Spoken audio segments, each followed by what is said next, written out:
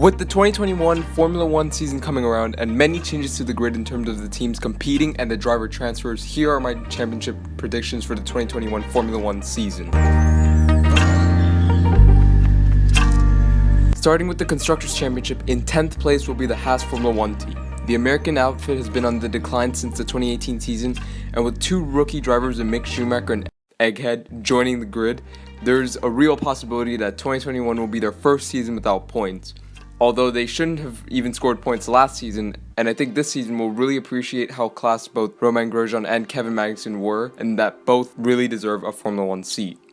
In 9th place, IRL Racing. I don't think the Ferrari power unit will be as strong as people think it will be in 2021, and with both slowing car development and an ever-aging Kimi, I'm going to have to say that Alfa will finish worse than they did last year. Here's a hot take. I think Antonio Giovinazzi will be Alfa's only driver to score points this season. In 8th place, I'm saying Williams. I honestly think Williams may have a really good shot at scoring points this season on multiple occasions, with a strong driver lineup in both George Russell and the highly underrated Nicholas Latifi, and an upward trajectory in car development. I think that both drivers will score points this year. As we move into the midfield in 7th place, I'm going to say AlphaTauri. Pierre Gasly will maintain his momentum from last season into this one, maybe no wins this season, but consistently scoring points, and Yuki Tsunoda will also score points on a number of occasions throughout the year. In 6th and 5th place, I'm going to say Ferrari and Alpine. You could flip a coin to decide which team comes out where, and I wouldn't disagree. But I really think that Sainz is really going to struggle like Vettel did with Ferrari's car, especially if they haven't upgraded the rear end stability, something that Sainz likes using to his advantage to take square lines through corners. Leclerc, on the other hand, is definitely going to outshine his teammate and score big points. Ferrari will need to stay in the midfield fight.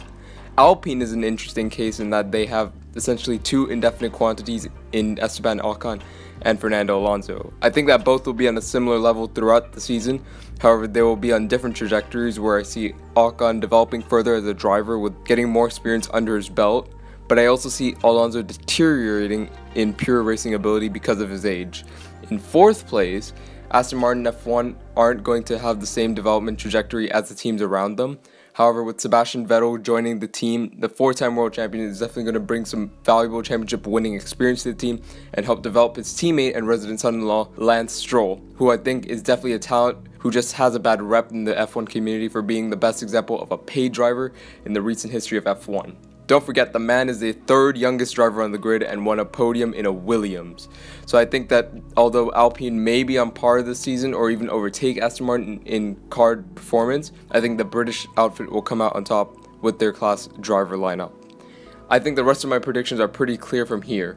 In 3rd is McLaren, who are now running the Mercedes engine, leveling out the playing field with Racing Point and an upgrade in terms of their driver lineup. Sorry, Carlos. With the two most joyful and marketable drivers on the grid, McLaren are going to continue their upward trajectory, and Ricciardo is just adding to the morale of the team alongside bringing valuable top team experience. In 2nd is Red Bull.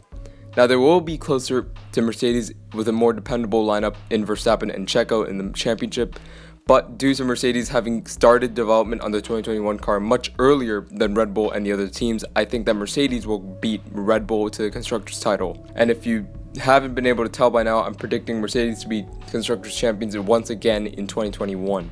Now, moving on to the Drivers' Championship, I'm going to say that Mazepin, Schumacher, and Raikkonen are not going to score points this season and occupy the bottom section of the field.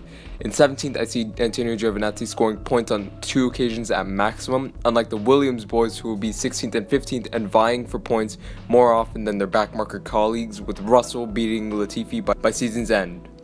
I'm predicting that Tsunoda will finish 14th behind Sainz in 13th and Alonso in 12th.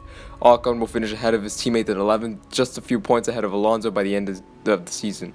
Gasly will finish just ahead of Ocon, maybe even tie on the same number of points, and Leclerc will have gone clear in terms of points in the midfield fight. Again, out of these 3 teams, Alpine will have developed their car the most, but as a driver, Leclerc will score the big results that put him just that much out of reach of Ocon and Gasly. Now, into the fight between the McLaren and Aston Martin teams, I'm going to say that it's going to be very tightly contested between the 4 drivers, but Lando will get the short end of the stick and finish in 8th in the championship, a few points behind Stroll, who will score more big results than Norris, who will score points on a more consistent basis. In 6th place, I'm saying Seb will finish a few points behind Ricciardo. I'm predicting Seb will take a race win, but Ricciardo will take more podiums overall, and the two will have breakout seasons fighting with the top 4 in the championship on a regular basis, and then the championship will be close to Sergio Perez. Perez will definitely back up Verstappen on most occasions, but I'm going to say that it's going to be very on edge like last year's car, and so Checo will be able to extract as much performance from the car as possible in every race weekend, and as a result be closer to the midfield fight than compared to the fight with the guys up in front. The man directly ahead of Checo in the championship is going to be Bottas, who will falter when facing Verstappen, mainly because of the psychological warfare that Verstappen will play with Bottas throughout the season. I honestly think that Bottas on his day is even quicker than Hamilton, but with the media bagging on him and playing down his chances against Verstappen, I think he's going to score podiums consistently and be Hamilton's wingman, but will be third in the championship behind Verstappen, who will win more times this season than Bottas.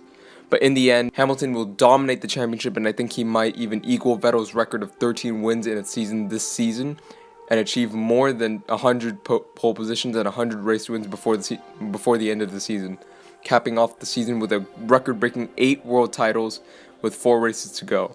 Capping off the season with a record-breaking 8 world titles with 4 races to go. If anyone's going to do that, it's going to be Sir Lewis Hamilton. If you believe I'm on the right track in terms of my predictions, be sure to leave a like on the video. If you have differing opinions, let me know in the comment section down below, and if you want to see more content like this, consider subscribing. I create content of both the real and sim world of racing, and as always, I'll see you whenever I'll see you. Peace!